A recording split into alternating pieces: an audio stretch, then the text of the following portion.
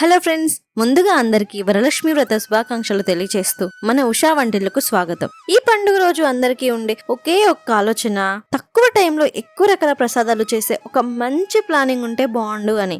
అందుకే నేను ఈ సింపుల్ అండ్ స్మార్ట్ ప్రసాదాల ప్లాన్ సెట్ చేశాను. నన్ను ఫాలో అవుతే ఈజీగా తక్కువ టైంలో 9 రకాల ప్రసాదాలు చేసి ప్రశాంతంగా పూజ చేసుకోవచ్చు. నేను ఈ 9 రకాల ప్రసాదాలన్నీ కూడా ఈ అటుకులతోనే చేస్తున్నా. ఇలా అయితే ఆ పిండి ఈ పిండి అని టైం వేస్ట్ అవ్వకుండా చిటికల ప్రసాదాలన్నీ చేసేయచ్చు. ఇక స్టార్ట్ చేద్దామా? రెసిపీస్ అన్ని కలిపి చూపిస్తున్నా కాబట్టి వీడియోని స్కిప్ చేయకుండా పూర్తిగా చూడండి. ముందుగా పులిహోర, దధ్యోదనం, చక్కెర పొంగలి, కొబ్బరన్నం కోసం అటుకులను కడిగి పక్కన పెట్టుకోండి. ఇక్కడ నేను అన్నీ కూడా 1/2 కప్తో తీసుకున్నా. కావాలంటే మీరు ఎక్కువ కూడా తీసుకోవచ్చు. అలాగే వడల కోసం కూడా అటుకులను కడిగి కొంచెం నీళ్లు పోసి నానబెట్టుకోండి. దీంతోనే మనం పెరుగు వడలు కూడా చేస్తున్నాం కాబట్టి నేను 1 కప్ అటుకులను తీసుకున్నా.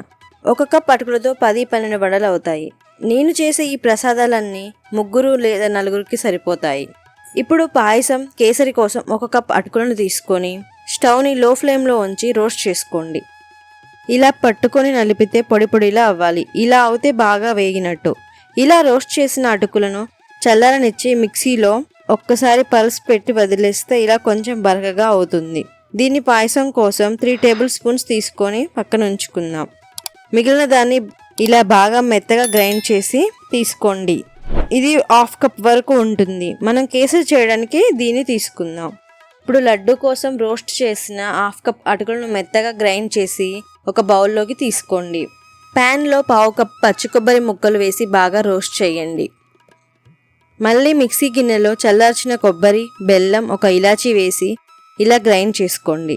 ఇప్పుడు దీన్ని అటుకుల పొడితో బాగా 2 కలిసేలా ఇలా కలుపుతూ తీసుకోండి. ఇలా బాగా కలిపాక పక్కన పెట్టుకోండి.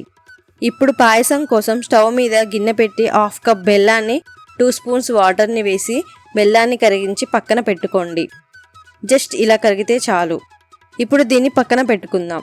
మళ్ళీ స్టవ్ మీద గిన్నె పెట్టి కొంచెం నెయ్యి వేసి వెంటనే పాయసం కోసం తీసిన 3 స్పూన్స్ అటుకుల పొడిని వేసి 2 నిమిషాలు రోస్ట్ చేసుకోండి. ఇక్కడ మీరు గిన్నె వేడెక్కక ముందే అటుకులు వేసి వేయించాలి, లేదంటే గిన్నె మాడిపోతుంది, గుర్తుంచుకోండి. ఇప్పుడు ఇందులో 1 కప్ కాచిన పాలు, అలాగే 1 కప్ వాటర్ని వేసుకోండి. ఇక్కడ కావాలంటే మీరు వాటర్ బదులుగా పాలు కూడా తీసుకోవచ్చు.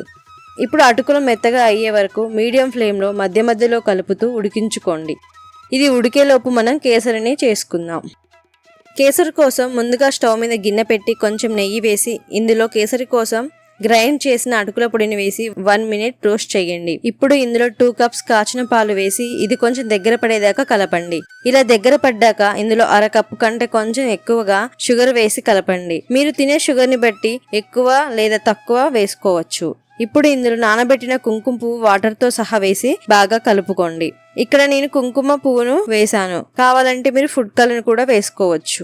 దీన్ని లో ఫ్లేమ్లో బాగా దగ్గర పడేదాకా కలుపుకోండి. ఇందులో 1 స్పూన్ నెయ్యి వేసి కలిపి స్టవ్ ఆఫ్ చేసి పక్కన పెట్టుకోండి. ఈలోపు మనం ఉడికిస్తున్న పాయసం కూడా అయిపోయి ఉంటుంది. చూడండి అటుకులు ఎలా మెత్తగా అయ్యాయో. ఇక స్టవ్ ఆఫ్ చేసి పూర్తిగా చల్లారనివ్వండి. ఈలోపు మనం చక్కెర పొంగలి కోసం స్టవ్ మీద గిన్నె పెట్టి 1/2 కప్పు కంటే కొంచెం తక్కువ బెల్లం, 2 స్పూన్స్ వాటర్ వేసి మీడియం ఫ్లేమ్లో 1 పొంగు రానివ్వండి. ఇందులో 1/2 కప్పు పచ్చి కొబ్బరి తురుము వేసి మంటను లో ఫ్లేమ్లో ఉంచి కొంచెం దగ్గర పడే వరకు కలిపి ఇందులో చక్కెర పొంగలి కోసం నానబెట్టిన 1/2 కప్పు అటుకులను వేసి బాగా కలపండి. అలాగే 2 పొడి చేసి పెట్టుకున్న ఇలాచీను వేసి కలపండి. ఇప్పుడు దీన్ని స్టవ్ ఆఫ్ చేసి పక్కన పెట్టుకుందాం. ఇప్పుడు లడ్డు, పాయసం, చక్కెర పొంగలి, కేసరి కోసం స్టవ్ మీద ప్యాన్ పెట్టి 4 టేబుల్ స్పూన్ల నెయ్యి కరిగించి ఇందులో కొన్ని జీడిపప్పులు, సన్నగా కట్ చేసిన బాదం, కిస్మిస్లు వేసి గోల్డెన్ బ్రౌన్ వచ్చే వరకు వేయించండి. ఇలా వేయించిన డ్రై ఫ్రూట్స్ని స్టవ్ ఆఫ్ చేసిన వెంటనే అటుకుల లడ్డు మిశ్రమంలో 1 టేబుల్ స్పూన్ వేసి బాగా కలిపి లడ్డూల్లాగా చేయండి. ఇలా వేడి మీద చేయడం వల్ల మనకు లడ్డూలు బాగా వస్తాయి. ఇప్పుడు మనకు లడ్డూలు రెడీ అయిపోయాయి. ఇప్పుడు ఈ డ్రై ఫ్రూట్స్ని కేసరిలో 1 స్పూన్ మరియు చక్కెర పొంగల్లో 1 స్పూన్ వేసి కలపండి. ఇప్పుడు చక్కెర పొంగలి, కేసరి మనకు రెడీ అయిపోయాయి. మిగిలిన డ్రై ఫ్రూట్స్ని పాయసం కోసం పక్కన పెట్టండి. చల్లారిన పాయసం తీసుకొని ఇందులో కరిగించిన బెల్లం వేసి 1 ఇలాచీ వేసి బాగా కలపండి. ఇప్పుడు ఇందులో మిగిలిన డ్రై ఫ్రూట్స్ని వేయండి.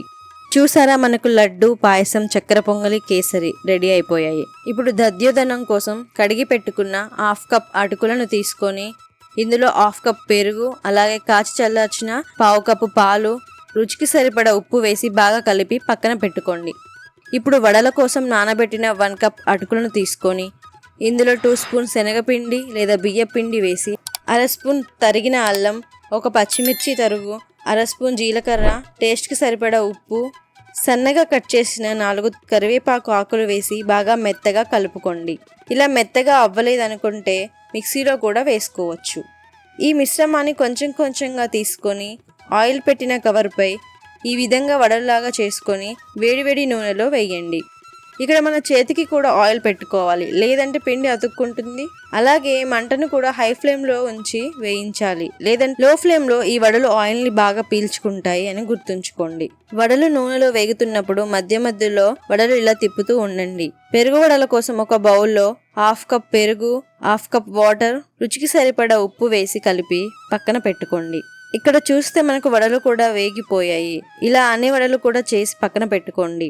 ఇందులోని కొన్ని వడలు తీసి పెరుగు వడల కోసం చేసిన మిశ్రమంలో వేయండి. ఇప్పుడు దధ్యోదనం, పెరుగు వడలు, కొబ్బరన్నం కోసం పోపు పెట్టుకుందాం.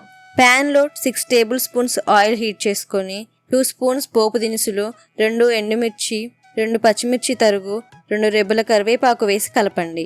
ఇందులో కొంచెం ఇంగువ వేసి పోపు సిద్ధం చేసుకోండి. ఇప్పుడు ఈ పోపుని దధ్యోదనంలో 2 స్పూన్స్, అలాగే పెరుగు వడలలో 2 స్పూన్స్ వేసుకోండి. ఇప్పుడు దధ్యోదనం, పెరుగు వడలు రెడీ అయిపోయాయి. మిగిలిన పోపు మళ్ళీ స్టవ్ మీద పెట్టి లో ఫ్లేమ్లో ఉంచి 1/2 కప్ పచ్చి కొబ్బరి తురుము వేసి కొంచెం సాల్ట్ వేసి 2 మినిట్స్ కలపండి. ఇప్పుడు ఇందులో కొబ్బరి అన్నం కోసం కడిగి పెట్టిన అటుకులను వేసి 2 మినిట్స్ కలిపి స్టవ్ ఆఫ్ చేయండి. అంతే, కొబ్బరి అన్నం కూడా రెడీ అయిపోయింది. ఇప్పుడు పులిహోర కోసం ప్యాన్లో 2 టేబుల్ స్పూన్ ఆయిల్ హీట్ చేసుకొని ఇందులో 2 స్పూన్స్ పల్లీలు, 1 స్పూన్ పోపు దినుసులు, 1 ఎండుమిర్చి, 1 పచ్చిమిర్చి తరుగు, 2 రెబ్బల కరివేపాకు, కొంచెం పసుపు వేసి కలపండి. ఇప్పుడు ఇందులో నిమ్మకాయ బద్దంత చింతపండు నుండి తీసిన చింతపండు రసం వేసి రుచికి సరిపడా ఉప్పు, ఇంగువ వేసి కలపండి. ఇందులో పులిహోర కోసం కడిగి పెట్టిన 1/2 కప్ అటుకులను వేసి 5 మినిట్స్ బాగా కలిపి స్టవ్ ఆఫ్ చేయండి. అంతే, ఎంతో టేస్టీ చింతపండు పులిహోర రెడీ. ఎలా ఉంది? సింపుల్ అండ్ టేస్టీగా అయిపోయే ఈ 9 రకాల అటుకుల ప్రసాదాలు నచ్చాయా? మీరు కూడా ఈ వరలక్ష్మి వ్రతానికి ట్రై చేస్తారో లేదో కింద కామెంట్స్లో చెప్పండి. ఈ వీడియో నచ్చితే లైక్ చేసి సబ్స్క్రైబ్ చేయండి. అలాగే మీ ఫ్రెండ్స్తో షేర్ చేయండి. Thank you.